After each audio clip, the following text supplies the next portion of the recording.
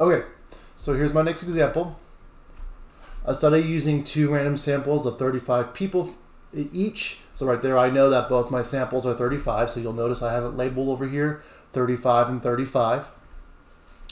Found that the amount of time in those average groups was 26.35 years spent on leisure activities was 39.6 hours. There's my first one, and I went ahead and labeled both purple and gold here, that which age group is which, so I could fill it in and make sure that it was appropriate for, I didn't lose track of all my labeling.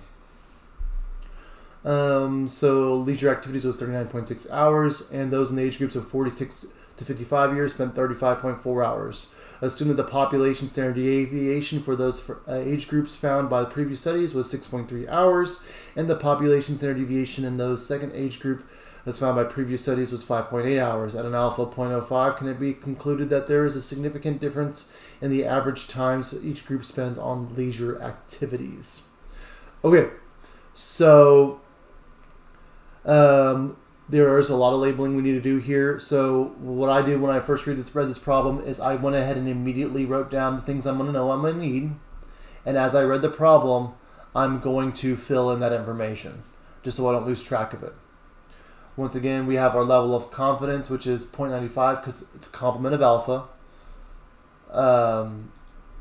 Critical value, we automatically know that's 1.96, and we can figure that out ourselves.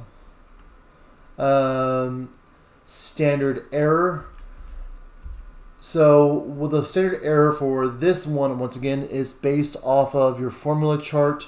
So essentially, it's the critical value times the square root of your standard deviation square divided by its sample size plus standard deviation square divided by its sample size. And that's what you can see in this formula right here. And as before in the previous sheet, I did the absolute value of the difference because you typically want to do bigger minus smaller. And then lower bound is simply the this minus that. So equals B10 minus B9 equals B10 plus B9. That's your upper. And the way we interpret that will be right here. We are 95% confident that the average difference of 8 hours between spent on leisure activities is between the age groups of 26 to 35 and 46 to 55 is between 1.36 and 7.03 hours. So that's pretty straightforward. Okay, now because we're dealing with a mu instead of proportion, or mean instead of proportion, I'm going to use the Greek letter mu. Now I can't type in the Greek letter mu, and well, I'm sure you can, I just don't know how. Type the Greek letter mu into Google Sheets, but we're going to use mu now.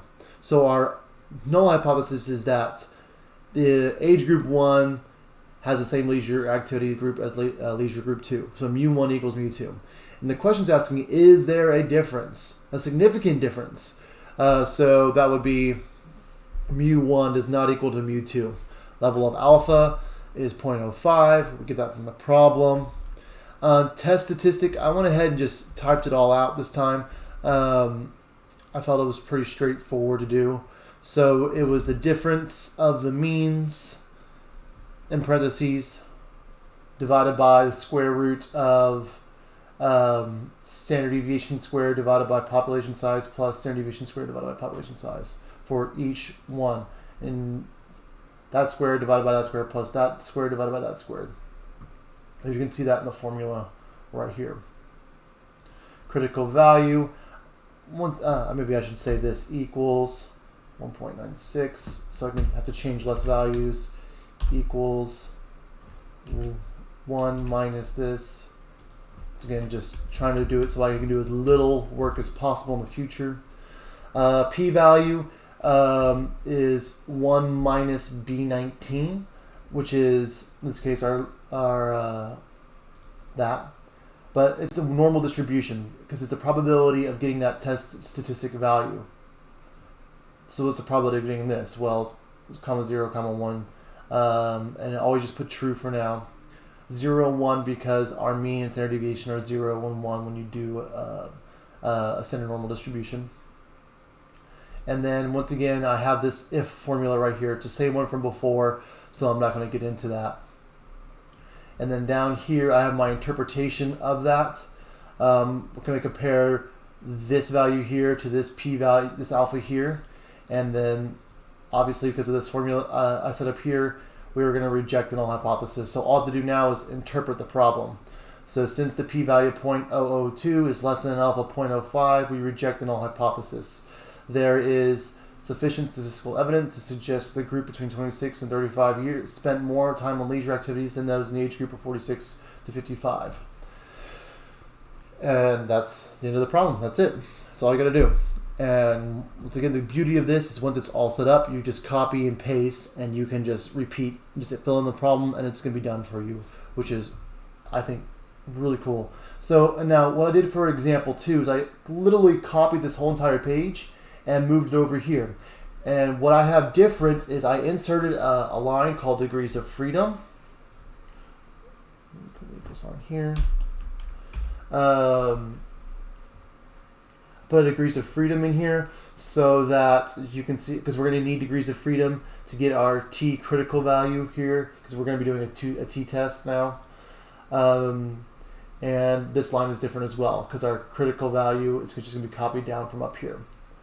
So those are the few minor things that are different. Everything else is actually the exact same thing. So there's no extra work. We just have to change these three purple looking cells. So I'll read the problem, and then you can see where I get this information from, and then we can interpret everything else.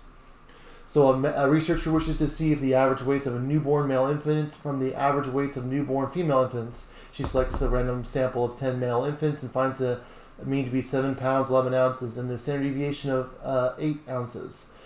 She selects a random sample of 8 female infants and finds that the weight is 7 pounds 4 ounces, and then the standard deviation of the sample is 5 ounces. It can be concluded at alpha 0.05 that the mean weight of males is different from that of females.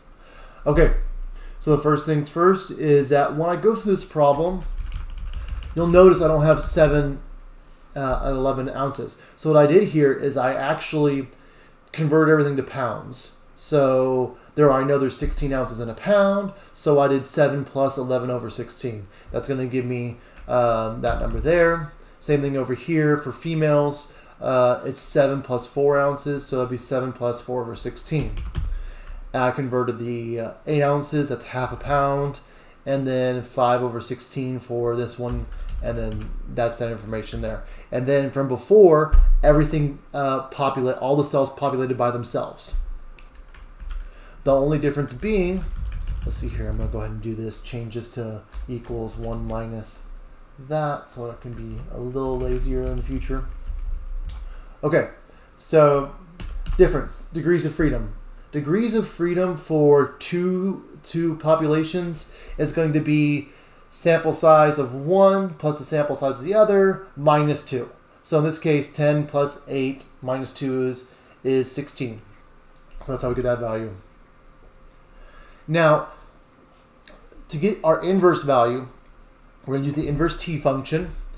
You're going to notice that the way I did this is a little weird because it's not equal to, it's technically two-tailed. So I needed to make sure that it was in this format. If it was left-tailed, it wouldn't have that extra 1 minus b over 7 divided by 2. It would just be b7. For right tail, for left tail, it'd be 1 minus b7. But I needed both. So there's that. Standard error. I went ahead and formulated that. That's the same formula from the last Google Sheet, so I don't need to go over that. Average different. The difference is usually bigger than smaller. Absolute value, lower bound, upper bound, same thing. Populated automatically, so I can go down here and say, well, we are 95% confident that the average difference between female and male birth rate is negative 3.98 pounds and 11.97 pounds. And that's just that, and that's that. And now the reason why this confidence interval is so large is because we don't know, we have a very small population size. So the larger it is, the more condensed that confidence interval will be. Okay. So similar over here, we clearly see our null alternative not equal to, because it says, can you conclude that there is a significant difference between them? Alpha of 0.05. Test statistic, we're getting this from this formula right here. Let's get this from your formula chart.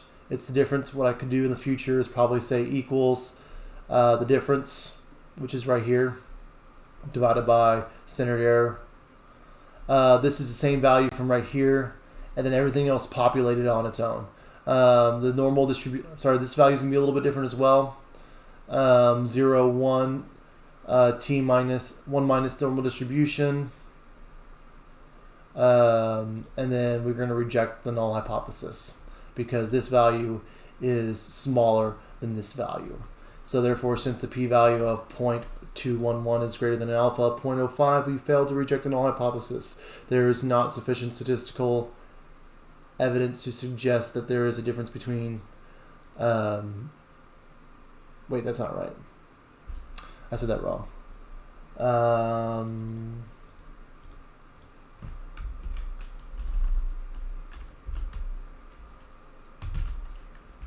It is less than an alpha of 0.05. We reject the null hypothesis. There is sufficient statistical evidence to suggest that there is a difference in birth weights of males and females. Okay, that is that. That is the end of the notes. Just know that here's your homework assignment. Please put it all in one Google Doc. Do not put them on separate. And if you have questions, I'm available in my office hours, and I'll do anything I can to help y'all out. So please let me know if you need it.